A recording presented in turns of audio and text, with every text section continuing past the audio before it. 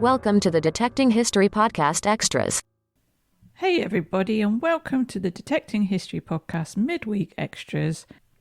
Today's episode is with the wonderful Darren Booth, aka History Unearthed, and if you remember, Darren was our third guest and his main episode was first released on the 12th of September. Now, Darren has a lot of amazing top tips, so give it a listen. You're going to learn more fantastic tips on this episode, I tell you, but we're here to hear all about Darren's perfect detecting day. Enjoy! So welcome everybody to this week's extra section. So we've got Darren Booth from History Unearthed. Darren, thank you very much for being with us today. We want to talk to you about your perfect detecting day. So everything goes right. It's one of those lovely days where it's your perfect conditions, everything goes fabulous. So my first question to you on your perfect detecting day is, what time do you choose to set the alarm for? It all depends where I'm going, really, and if I'm on my own out on a dig. I'm an early riser anyway, so I generally get up when the sun is up. But it's normally around, without an alarm, I normally wake up around 6 to 6:30. Nice early bird. Have breakfast. I'm normally out if I'm out on my own, I'm normally out in the field by 7:30, 7:45. If I haven't got all day, I'll get out quite early and do that. Yeah. So I love it, especially in the autumn when you get out that early and the field's covered in a mist, and it's a really mythical feeling. I love that. Yes, and the light as the sun comes up, the golden hour in the morning. Yeah. Beautiful. And if you're lucky, you'll catch the odd fox returning home after his night scavenge and things like that. Yeah, I love that. Yes, absolutely, absolutely. Good stuff. And then I'm always a fan of morning detecting, because then you go out for your detecting, then you've still got the rest of the day, haven't you? Absolutely, so then you can do all the family things. Yeah, exactly. Home for roast dinner. Yeah. And what about a breakfast? Are you a breakfast person, or are you just a cup of tea or a cup of coffee and off you pop? No, definitely a breakfast person. I hope my boss isn't listening, but sometimes I've been late because I've not had my breakfast. I've got to have my breakfast. I will not go out the house without breakfast. If I'm really rushing, I'll make my breakfast in a flask and then I'll just eat it on the go. But I've got to have breakfast. Cereal, unfortunately, pretty boring, but I've got to start my day with something. And it's normally cereal. Yeah. Got to load up some energy, ready to take you through the day. I like that. And what are your dream detecting conditions? So when you get up, you open those curtains, what are you hoping to see the weather's like outside? I'm not a fan of hot days. Sunny days with a gentle breeze, I can do them. But ideally would be overcast. So it's warm enough, but you're not roasting. And the ground is nice and soft.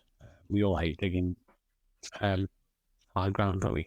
And the detectors don't penetrate well in hard ground. Either they penetrate better when the ground's moist. So overcast day, but you don't need a coat, and you can just crack on. Nice gentle breeze. It can get a bit bulky, can't it, when it's all a bit drizzly in the autumn or winter, because then you've got your t-shirt. I layer up, so I've got a t-shirt on, I've got a hoodie on, and then I've got my coat on, and then I've got my rucksack on my back. And before you know it, even if it's freezing, you're boiling, so you're starting to having to put all that stuff in your backpack. It can be a bit of a nightmare. So nice sunny autumnal day where probably you've got a hoodie on, but you can put that in your bag if you need to. Lovely. Another tip, though, if you do go out on this hot day, I use hydration pack. The one I've got is called the Camelback, where you can put it's like a backpack, but inside it has like a bladder. Yes.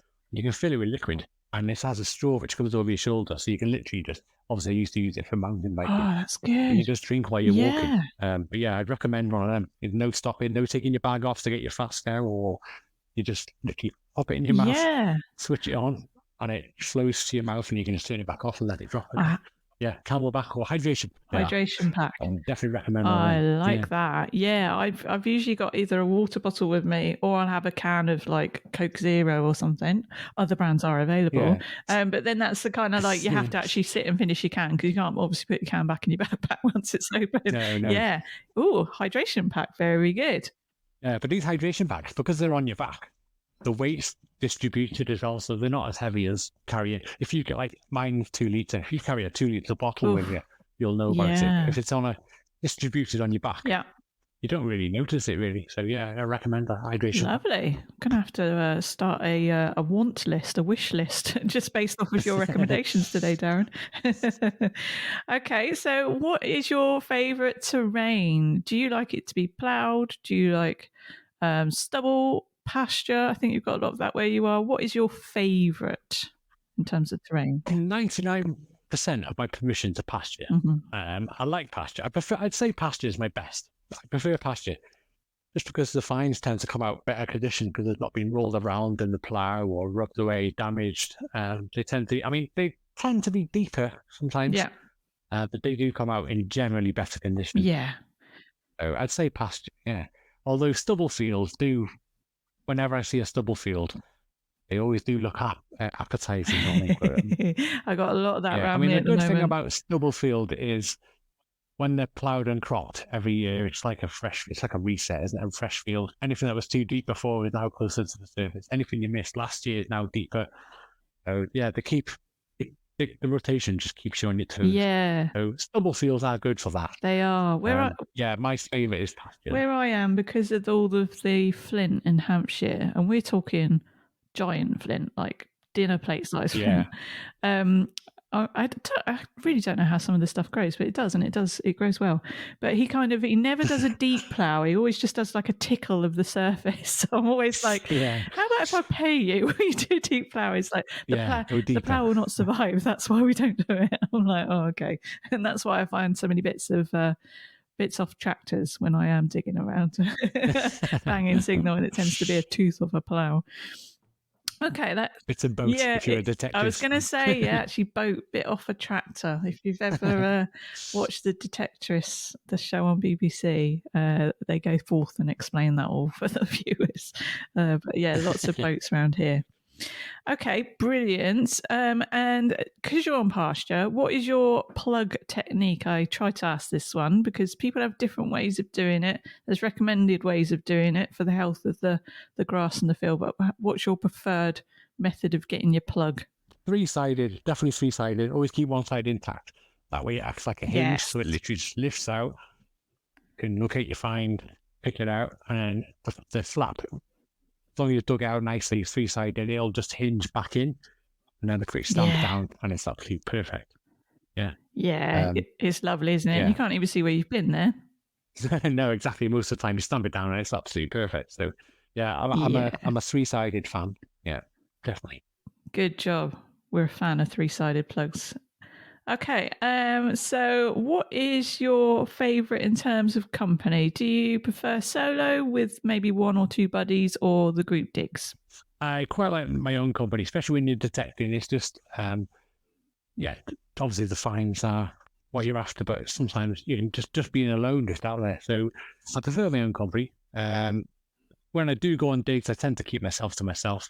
I'll have a bit of banter with the folks at lunchtime and things like that. But I tend to, try and keep my own space, keep out of people's way, really, and just enjoy the day and the weather and the atmosphere. Yeah. So quite often a solo digger. Yes. Yeah, lovely.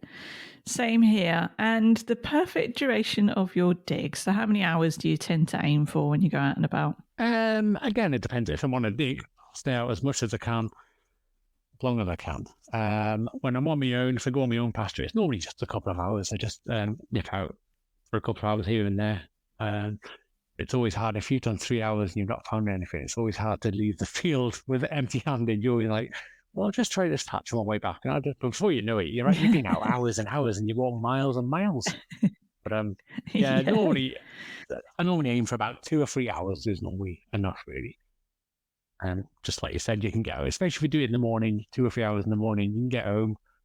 The kids and wife have just woke up, so you can make them breakfast, and then you've got the day to yourself, and no one feels like they've been robbed of your time. Exactly, and you feel like you've achieved, and your bones tend to tell you as well, don't they? Well, your bones in your back. Yeah, I'm turning 40 now, so that tells me, you imagine that. That is the tipping point, isn't it? When you get to 40, all of a sudden everything starts falling apart. Okay, and what's a happy haul for you? So you go out, what are you content with when you find just a couple of this and that? What are your things that you're like, oh, okay, that's cool? I'm fairly happy with anything really. Coppers, buckles, buttons. If I find a bit of silver, old silver, that's normally the point of the day where I'm like, okay, well, I've got a bit of silver now, so whatever comes after this is a bonus. I'll quite happily turn around and go home now. Yeah. But yeah. I mean, I'm happy with anything as long as it's like an idea. That's perfect. Something that makes sense. But I'm happy with it as long as there's history. I'm happy. Yeah, even the buttons, when you look at the buttons and you get an older button or a top back button, and then sometimes you can get the buttons where you can actually read some of the writing on the back, the Victorian buttons, and then you can go off and enjoy researching where that button came from, who was the maker, the tailor, whatever it is. Yeah, that's always fun. If I'd have saw my future self 10 years ago and they said you'll have a collection of buttons by the time you're 40, I'd have laughed. But yeah, I've got a collection of buttons and I'm proud of it. We are proud of our buttons and our musketballs and that other bit too. I've actually got like one big box in the room that's just all random stuff, and I'm even proud of my random stuff. Still to go through it. Yeah. All of the horseshoes and all of that kind of stuff. Okay, so you've done your dream day of detecting. Everything's gone perfectly. The weather's been perfect. You got your bit of silver. You come home. What's your home routine? Do you come home and collapse in a heap, or do you go straight to cleaning up your finds? What do you do? Straight to the annoyance of my wife. Straight to cleaning my finds. I'll go home. I'll dump everything somewhere safe, and then I'll go straight to cleaning my finds. Yeah, absolutely. So I can post them on social media and things like that. It annoys my wife because I would have been out 3 or 4 hours, then I'll come home and spend another 2 or 3 hours cleaning, identifying, photographing the finds. But sometimes I'll leave it. But even when I leave it, I'm itching to when can I need to clean this find? What is that thing I've got over there? Yeah, so normally I'll just try and get straight into cleaning them. Yeah. Yeah, absolutely. I literally walk in the house and I hear a voice going, "Not in the kitchen." I'm not going in the kitchen. Well, there's another tip I've got. Actually, you can buy they're like buckets with a plug in. So you fill that with water and you can clean all your finds there. There's just a little plug in the bottom you twist, so you can just take that over to your garden patch, vegetable patch, and you just twist the plug and it drains all the water out. So, I can't remember what they're called, but I'd recommend one of them as well. The bucket with a plug in it. Yeah. Get to Googling. You can fill it in the kitchen and then you can go in the garden and empty all your water, make as much mess as you want without getting shouted out of the way. So you don't get shouted at, exactly. Okay, fantastically. And then finally, but perhaps most importantly, what are your preferred digging snacks that you take with you to have while you're out and about? I've not really. The only time I have a digging snack favourite, something I've got to grab, is around Christmas time. When the mince pies are out, always got to have a mince pie with me. Always pack them. Also winter, flask of stew or a tea, just to keep you warm. Recommend. Yeah. Otherwise, it's just a boring sandwich and a banana or something sweet like a chocolate bar or a piece of cake or something like that. But the only time, like I said, I've got a favourite snack is, mince pie for Christmas. I always take that whenever they're available. Normally October, isn't it? Right through to March. We've already got some stuff in the cupboard somewhere. Yeah, exactly. As soon as Halloween's out of the way, they chuck in the mince pies, don't they? But always take a mince pie out with me. Brilliant. I like that. I've not thought of that. I will do that this year and I will raise my mince pie in your honour as I enjoy it under a tree somewhere. Yeah. Brilliant. Well, Darren, that is the end of the questions in regards to your perfect detecting day. Thank you so much. No problem. Thank you for being such a wonderful guest on the Detecting History podcast. And hopefully we'll have you on again soon. Absolutely. I look forward to it. Lovely. Take care. Thank you. Extras Part 2. This week's ultimate Bucketlister List item chosen by Darren was a Pilgrim's Ampulla. A Pilgrim's Ampulla was a religious souvenir made out of lead that pilgrims acquired in the medieval period. These small, often decorated items were thought to contain holy water.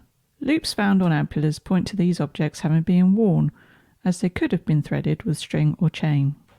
The Surrey Heritage Site quotes Anderson in 2010 and Lewis in 2014 as speculating that the holy water contents may have been drunk for healing properties, or perhaps poured onto the ground before throwing the empty ampulla into the field to help bring a good harvest. Okay, that's the end of the Extras episode this week. Catch you next time.